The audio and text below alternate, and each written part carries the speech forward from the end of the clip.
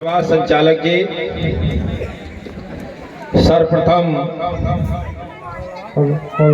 विश्व में शांति और मानवता का संदेश देने वाले तथागत गौतम बुद्ध जी के चरणों में अपना शीश झुकाकर उन्हें प्रणाम करता हूं। साथ ही साथ विश्व रत्न परम पूज्य बाबा साहब डॉक्टर भीमराव अंबेडकर जी के चरणों में भी शीश नवाकर उनको मैं प्रणाम करता हूं। ग्राम सेवरा में बाबा साहब की 133वीं जयंती के अवसर पर उपस्थित आदरणीय सभी मंच पर सभी अतिथिगण, आदरणीय सभी बुजुर्ग, सभी माताएं, बहनें, प्यारे बच्चों और इस मेला कमेटी के सभी सदस्यों को मेरा जय भीम, जय संविधान, इंकलाब जिंदाबाद। आज जयप्रकाश जी, हमारा मन कर रहा है भाषण देने का, नहीं कर रहा। आज हम बात करना चाहते हैं। भाषण तो हम लगातार दे रहे हैं, आज हमारा मन है कि हम बात करें। बाबा साहब के बारे में बहुत लोगों को जानकारी है और समय समय पर जानकारी देते भी रहते हैं लोग। आजकल सोशल मीडिया पर गूगल कर लो, यूट्यूब पे देख लो, किताबें पढ़ लो। तो बाबा साहब का जन्म सबको मालूम है कि 14 अप्रैल 1891 को मध्य प्रदेश में हुआ था।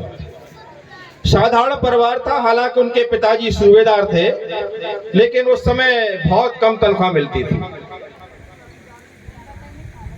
जीवन यापन चल रहा था। बाबा साहब का जन्म हो गया। अब बाबा साहब की जब शिक्षा का नंबर आया तो शिक्षा में बाबा साहब को बहुत कठिनाइयों का सामना करना पड़ा, और उस कठिनाई का सामना इसलिए करना पड़ा कि इस देश में हजारों सालों से बनाई गई जो वर्ण व्यवस्था है, जिसने इस देश का सत्यानाश कर दिया है, उस वर्ण व्यवस्था ने बाबा साहब को बहुत परेशान किया। वर्ण व्यवस्था समझ गए? समझ रहे हो वर्ण व्यवस्था किसे कहते हैं? 4 वर्ण बनाए ना, हमें नहीं मालूम किसने बनाए, लेकिन जो 4 वर्ण बने हैं ये देश के सत्यानाश करने के लिए बने हैं। और जयप्रकाश जी, ये देश बड़ा विचित्र देश है। ये पूरे विश्व में बच्चे एक ही स्थान से पैदा होते हैं, और हमारे देश में कोई मुख से पैदा हो रहा है, कोई भुजाओं से पैदा हो रहा है, कोई नाभि से पैदा हो रहा है, कोई पैरों से पैदा हो रहा है। और हमको आपको कहाँ रखा गया? हमको आपको रखा गया पैरों में। और पैरों में क्यों रखा गया? कि जब शरीर का ये भाग है तो मुख से पैदा होने वाले पहले नंबर पे कर दिए, भुजाओं से पैदा होने वाले दूसरे नंबर पे कर दिए, और नाभि से या पेट से पैदा होने वाले तीसरे नंबर पर कर दिए, और जो पैर से पैदा हो रहे हैं वो चौथे नंबर पे कर दिए। ये जो वर्ण व्यवस्था बनाई, इस वर्ण व्यवस्था ने शूद्रों के लिए सारे दरवाजे बंद कर दिए। और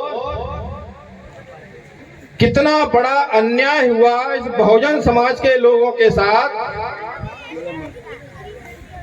ये तो अंग्रेजों ने भी अन्याय किया हमारे साथ, मुगलों ने भी हमारे साथ अन्याय किया, और देश आजाद हो गया तब भी हमें क्या मिला?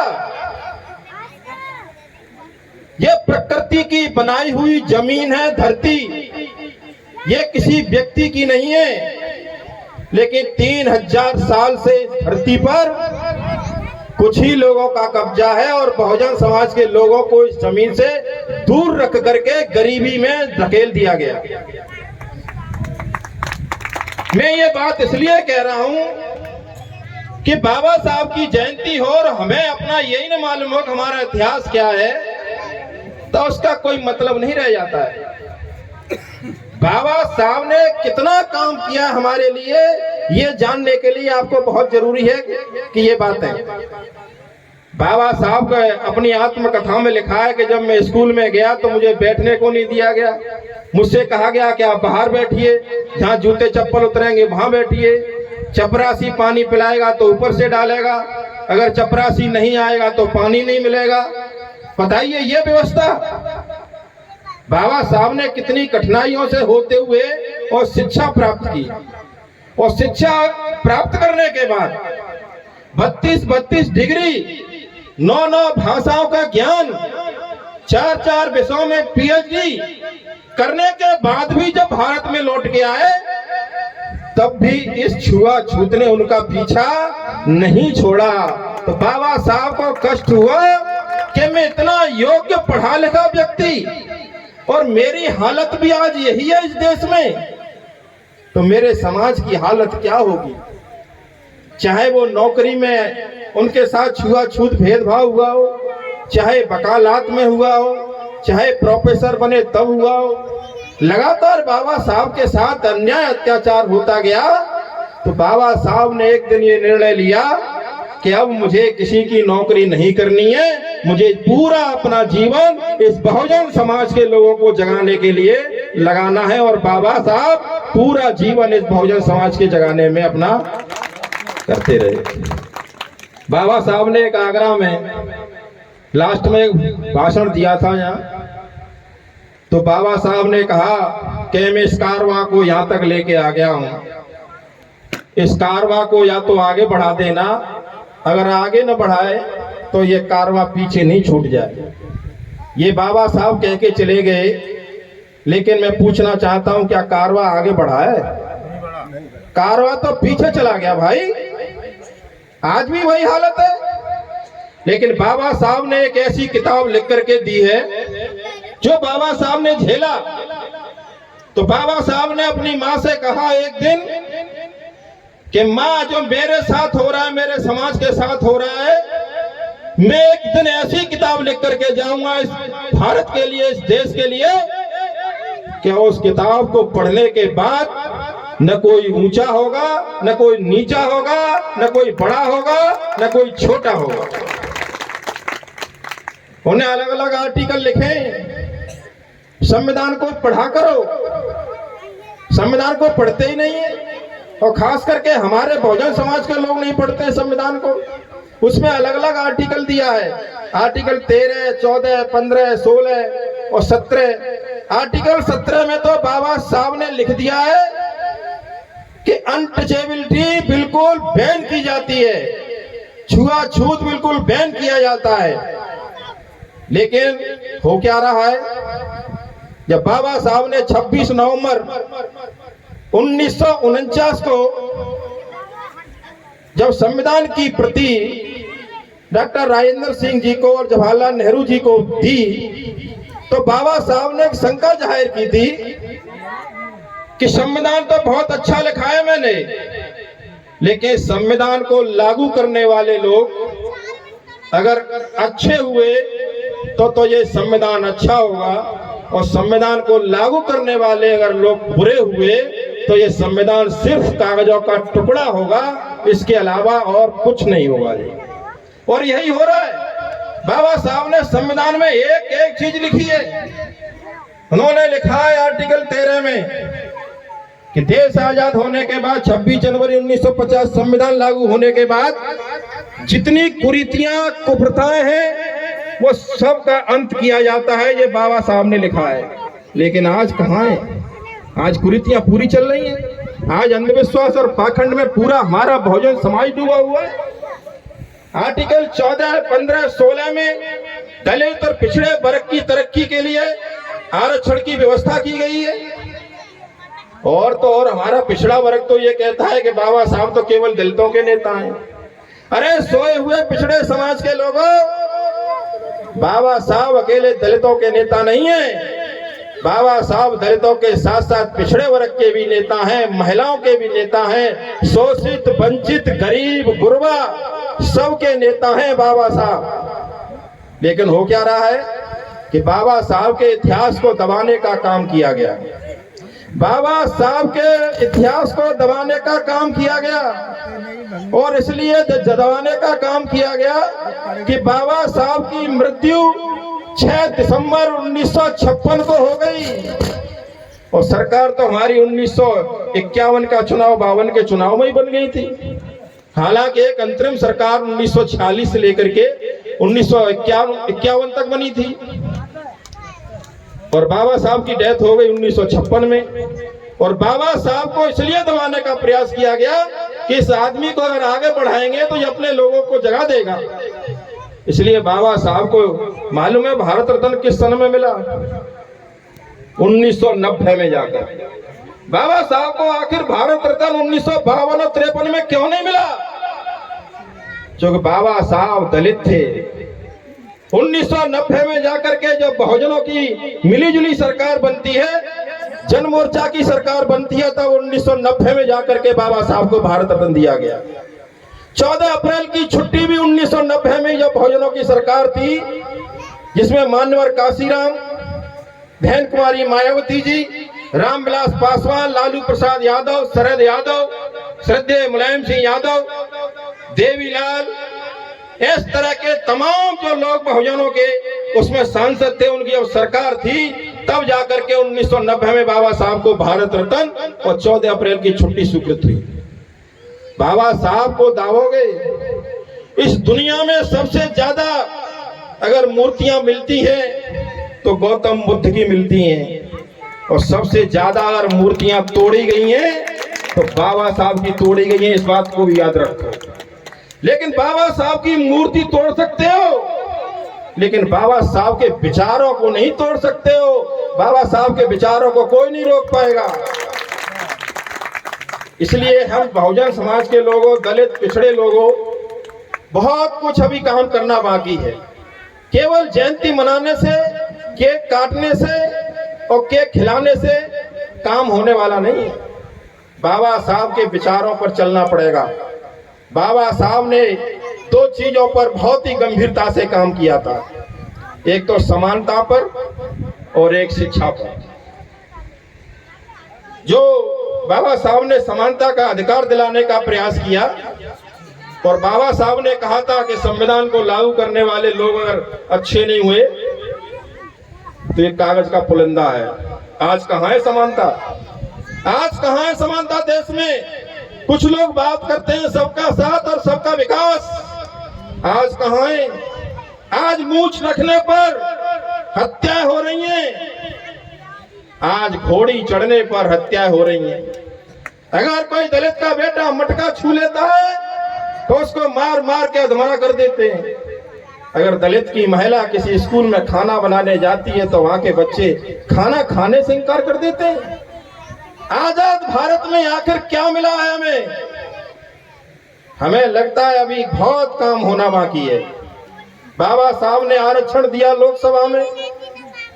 बाबा साहब ने एक पूना पैक्ट करवाया था 1935 में, और पूना पैक्ट की बात तो लंबी ज्यादा है, लेकिन पूना पैक्ट में यह था कि बाबा साहब दलितों को 2 वोट का अधिकार देना चाहते थे।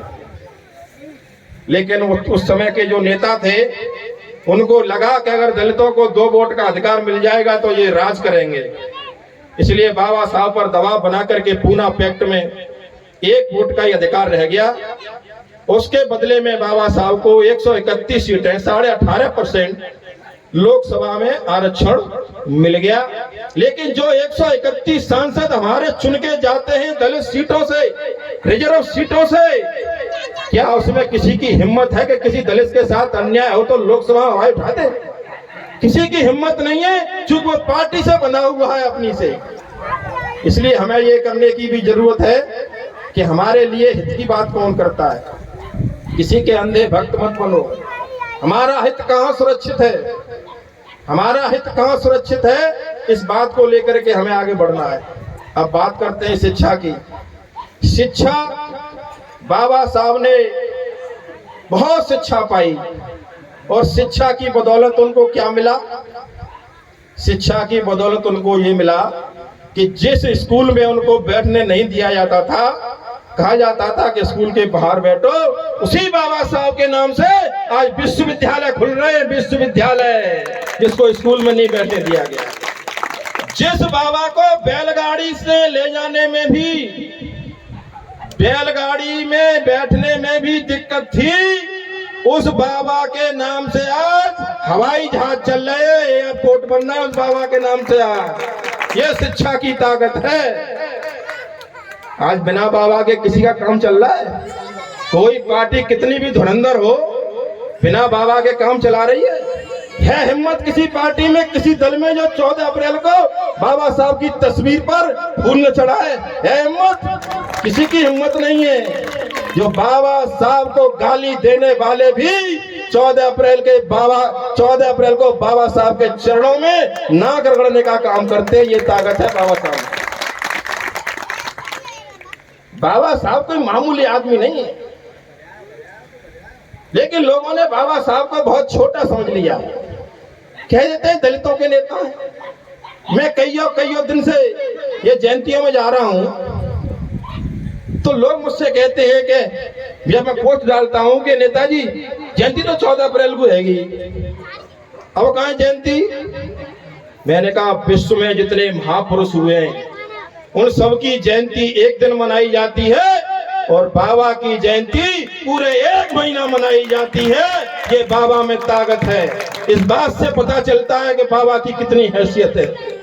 और अकेले भारत में नहीं, पूरे विश्व के कम से कम 150-160 देशों में बाबा की जयंती मनाई जाती है। ये ताकत है बाबा में। और क्यों ताकत है बाबा में? केवल शिक्षा की वजह से। बच्चे और अभिभावक को सभी सुन लें, केवल शिक्षा की वजह से ये ताकत है बाबा में। और बताऊं बाबा में कितनी ताकत है? आज बाबा की जो तस्वीर रखी है ना, ये करोड़ों तस्वीरें बाबा की इस देश में लगी हैं, करोड़ों। उसका रीजन है, किसी भी सरकारी कार्यालय में आप चले जाइए, चाहे डीएम का कार्यालय हो, चाहे कमिश्नर का हो, चाहे कप्तान का हो, चाहे थानेदार का हो, चाहे किसी का भी हो, अगर महात्मा गांधी की तस्वीर होगी तो बगल में फिर बाबा साहब की भी तस्वीर होगी। ये है बाबा साहब का करिश्मा, ये है बाबा साहब की ताकत। कोई कार्यालय देख लीजिए, बाबा साहब की तस्वीर न मिली तो उस अधिकारी के खिलाफ कार्रवाई कर देता बड़ा अधिकारी। ये ताकत है इस तस्वीर में। लेकिन बाबा साहब को भी कमेटी के लोगों, राजवीर भाई, अशोक जी, आप सबसे कह रहा हूं, बाबा साहब को भी कुछ लोग भगवान बनाने पर तुले हैं, लेकिन बाबा साहब को भगवान मत बनने देना। बाबा साहब ने स्वयं कहा था कि मेरी पूजा मत करना, मेरे लिखी हुई किताबों को पढ़ना, मेरे विचारों को आगे बढ़ाना, यही मेरी पूजा है। जिस दिन बाबा साहब भगवान बन गए, तो भगवान बनने के बाद आदमी क्या करता है? फिर उनके विचारों को नहीं पढ़ता है। फिर तो पत्थर की मूर्ति बनी, प्राण उसमें आए, और फिर उसके सामने खड़े होकर के फिर उससे मांगते कि हमें धन दे दो, या हमें फलानी चीज दे दो, कि हमें पास कर दो, और उनके विचार भूल जाते। इसलिए बाबा साहब को भगवान मत बनने देना, बाबा साहब को इंसान ही रहने देना, बाबा साहब के विचारों को आगे बढ़ाने का काम करना। अब बात करूंगा पाखंड पर। बाबा साहब अंधविश्वास और पाखंड के सख्त खिलाफ थे, और बाबा साहब कहते थे, आर्टिकल 51 पढ़ा है वह जयप्रकाश जी ने, आर्टिकल 51 गूगल करके देख लेना। उसमें लिखा है कि वैज्ञानिक चेतना का विकास करना है, वैज्ञानिक दृष्टिकोण को आगे बढ़ाना है, ये बाबा साहब ने लिखा है। और आज क्या हो रहा है? आज क्या हो रहा है? आदमी में तो प्राण नहीं डाले जा रहे हैं, और हमारे यहाँ ऐसे लोग हैं कि पत्थर में प्राण डाल देते हैं। क्या करेंगे आप? कुछ दिन पहले, 4-6 साल पहले की बात है, हमारे यहाँ पत्थर के गणेश जी दूध पी रहे थे। गणेश जी दूध पी रहे थे, बच्चों को पिलाने के लिए दूध नहीं है, गणेश जी दूध पी रहे थे 1995 में। हाँ, इसी समय की बात है। अब मैं थोड़ी सी अपनी माता और बहनों से बात करना चाहता हूं। संविधान से पहले आपकी क्या हालत थी ये आपको नहीं मालूम है, क्योंकि आपने पढ़ाई नहीं है। संविधान से पहले मनुष्यों की तो जो हालत थी वो थी, लेकिन महिलाओं की हालत इससे भी ज्यादा खराब थी। आपको तो पढ़ाई लिखाई का भी अधिकार नहीं था। महिलाएं तो पढ़ ही नहीं सकती थी, घर से निकल नहीं सकती थी, अपनी मन मर्जी का कपड़ा नहीं पहन सकती थी। स्कूल में तो मतलब ही नहीं था जाने का। मतलब कहने का है कि आपको तो कोई अधिकार था ही नहीं। ये आज जो बैठी हो ना स्वतंत्र रूप से, ये सब बाबा साहब की देन है। तो मैं खास करके अपनी माता और बहनों से बात करूंगा। आप किसकी पूजा करती हैं, आप किस धर्म को मानती हैं, किस देवता को मानती हैं, किस देवी को मानती हैं, इससे मुझे कोई मतलब नहीं।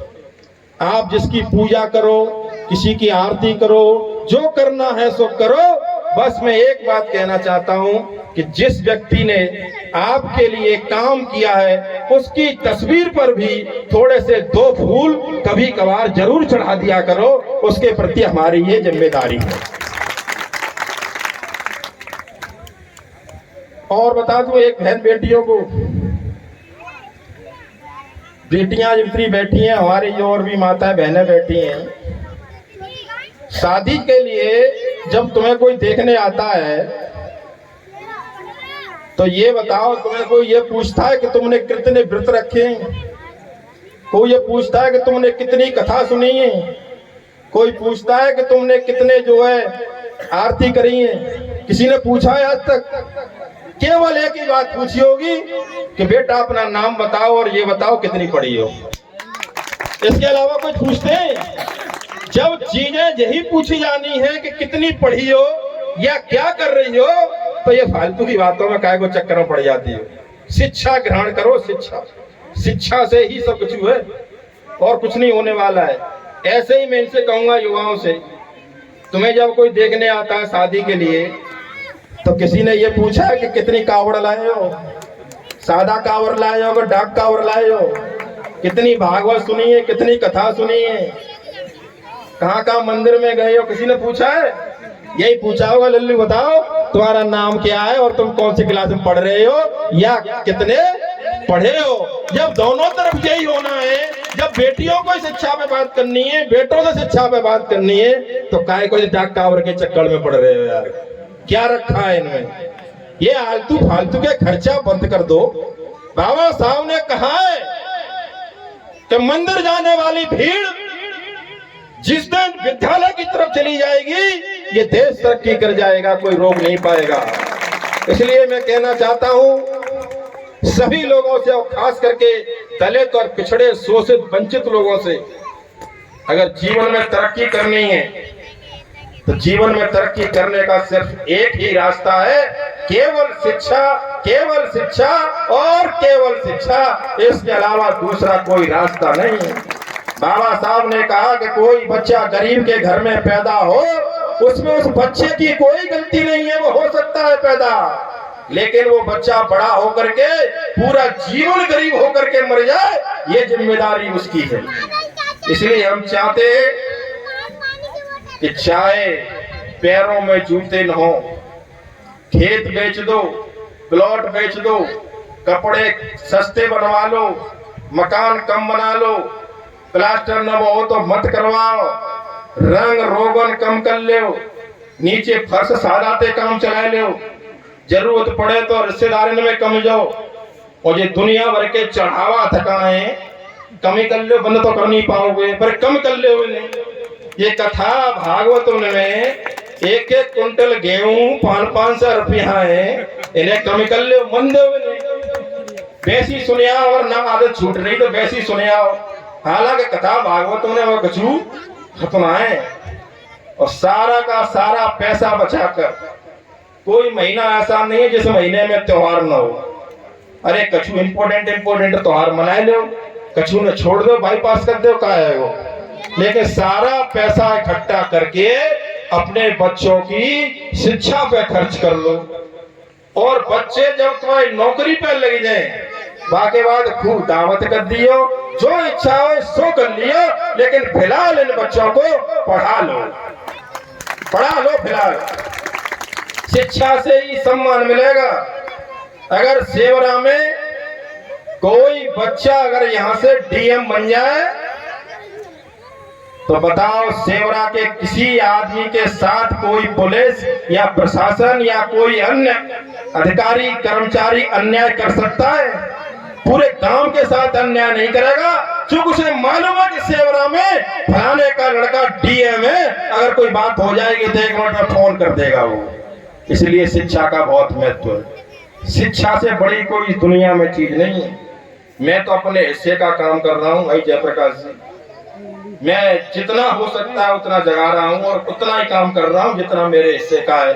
मैं चाहता हूँ कि सब लोग अपने अपने हिस्से का काम करें और तर्क करना सीखो, बोलना सीखो। और गौतम बुद्ध की जो तस्वीर रखी है, इनकी एक बात को याद रखो, बस जीवन बदल जाएगा आपका। सिर्फ एक बात को गौतम बुद्ध ने कहा था कि डरो मत। क्या कहा था? डरो मत। अब किसी से डरने की आवश्यकता नहीं है। गौतम बुद्ध जी ने कहा कि डरो मत, तर्क करो, वितर्क करो, चर्चा करो, सब इंसान बराबर हैं। कोई किसी से ऊंचा नहीं, कोई किसी से नीचा नहीं, कोई बड़ी जात नहीं और कोई छोटी जात नहीं, सब बराबर है। स्वाभिमान और सम्मान के साथ जीना सीखो। जुल्म के साए में लब खोलेगा कौन? और हम भी चुप रहेंगे तो फिर बोलेगा कौन? इसलिए मैं आप लोगों से बस यही कहना चाहता हूं, सेवरा मेरा बिल्कुल घर का गांव है। जो पुराने लोग हैं मुझे सब जानते हैं। ये राजवीर बैठे हैं, हमारे भाई जयप्रकाश थे और जयप्रकाश जी थे। अभी यहाँ दूसरे वाले जयप्रकाश जी, आप तो सीनियर हैं, वो बैठे हैं। और भी थे, कईयों हैं। मैं यही पढ़ा हूँ, इसी प्राइमरी में। कक्षा 5 तक मैंने शिक्षा इसी प्राइमरी में प्राप्त की है। ये सेवरा मेरा घर का गांव है। मैंने राजवीर के यहाँ, जयप्रकाश के यहाँ महेरी खूब खाई है मैंने छोटे। महेरी क्या बहुत बनती सेवरा में, तो मुझे क्या कि समाज के लोग महेरी ज्यादा खाते हैं, तो फिर ये खाते थे तो थोड़ा असर तो आ ही जाएगा। तो मैंने बहुत महेरी खाई है। और ये हमारे मित्र है, हमारा घर गांव है सेवरा का। बस मैं अपना हिस्से का काम कर रहा हूं और एक बात कह करके अपनी बात को मैं विराम दूंगा। एक जंगल में आग लगी थी, तो चिड़िया उड़ने लगी। जब चिड़िया उड़ने लगी तो उसमें से एक चिड़िया थोड़ा सा पानी लाए, एक बूंद और आग पे डाले। बराबर ला रही थी, बराबर पानी डाल रही थी, तो और चिड़िया उससे कह रही थी कि तेरे बुझाने से आग नहीं बुझ जाएगी, थोड़ी बहुत चक्कर में आ गई लपेटे में तो तू मर जाएगी। तो उस चिड़िया का क्या शानदार जवाब था, जरा सुनना आप लोग। उस चिड़िया ने कहा कि सुनो, वन में लगी आग का जिस दिन इतिहास लिखा जाएगा, तुम्हारा नाम भागने वालों में लिखा जाएगा और मेरा नाम आग बुझाने वालों में लिखा जाएगा। इसलिए मैं तो अपने हिस्से का काम कर रहा हूं। अब आपकी जिम्मेदारी है कि आप अपना हिस्से का काम करोगे या नहीं करोगे। और हमारे हक अधिकारों की चोरी कुछ लोग कर रहे हैं। और कैसे कर रहे हैं बताऊं? ये 5 किलो गेहूं और चावल दे करके हमारे हक अधिकार पर डाका डाला जा रहा है, ये नहीं मालूम है आपको। और चोर कितने चालाक हैं। तो चालाक चोर की एक किस्सा बताता हूं, 1 मिनट में बस बात खत्म करूंगा। कैसे चालाक चोर हैं। भैंस तो होगी आपके यहाँ, भैंस गलगला घंटा बांध देते हैं उसके, और घंटा इसलिए बांध देते हैं कि थोड़ा सा वो हिलता रहता है तो पता चलती रहती है कि हमारी भैंस या पशु मतलब या खूंटा पे बना है, इसलिए हिलता रहता है वो थोड़ा सा। और चालाक चोर देखो कैसे करता है, कैसे हमारे हक अधिकार छीन रहे हैं। चालाक चोर क्या करते हैं कि हाथ में से खोल लेते हैं भैंस को, और भैंस को खोल करके पूरब दिशा में ले जाते हैं भैंस को, और घंटा खोल के एक चोर को दे देते हैं, वो ले जाता है पश्चिम दिशा में घंटा, और घंटा बजाता जाता है, वो घंटा बजाता जाता है, पश्चिम में भागता जाता है, और भैंस चली जाती है इधर। अब जब मालिक जगेगा, सेवरा गांव में जगार होगी, तो सब लोग किधर भागोगे तुम? बताओ किधर भागोगे? पश्चिम को भागोगे ना, घंटा तो धरी बज रहा है ना, तो पूरा गांव पश्चिम की तरफ भाग रहा है और चोर भैंस पूरब की तरफ ले जा रहे हैं। और वो चोर इतना चालाक है कि थोड़ा चल करके ही उस घंटा को वहीं डाल जाता है और घूम करके वो भी पूरब की दिशा में पहुंच जाता है। तो बताओ सेवरा के लोगों, तुम्हें इधर क्या मिला? फिर वहां जाके जोर से बताओ क्या मिला? घंटा। और भैंस चली गई पूरब दिशा में और तुम्हें मिला घंटा। इसलिए ये 5 किलो गेहूं चावल ये तुम्हारे लिए घंटा है। तुम्हारे हक अधिकार छीने जा रहे हैं। तुम्हें मिलने वाला, हमें मिलने वाला, बहुजनों को मिलने वाला आरक्षण समाप्त करने की साजिश रची जा रही है। सारी चीजों को निजीकरण किया जा रहा है, सारी चीजों की बिक्री की जा रही है। इसलिए मैं आपसे यही अपील करना चाहता हूं कि आने वाले समय में बहुजन समाज के लोगों, दलित, पिछड़े, अल्पसंख्यक लोगों, छोटी छोटी बातों को भुला करके एकजुट होकर के आने वाले समय में बहुत कुछ हमें काम करना है। अभी ये चुनाव का समय है, कोई राजनीतिक बात नहीं करेंगे। अगले वर्ष फिर आएंगे, आप बुलाओगे तो अगले वर्ष फिर आपसे अच्छी तरह से फिर बात होगी।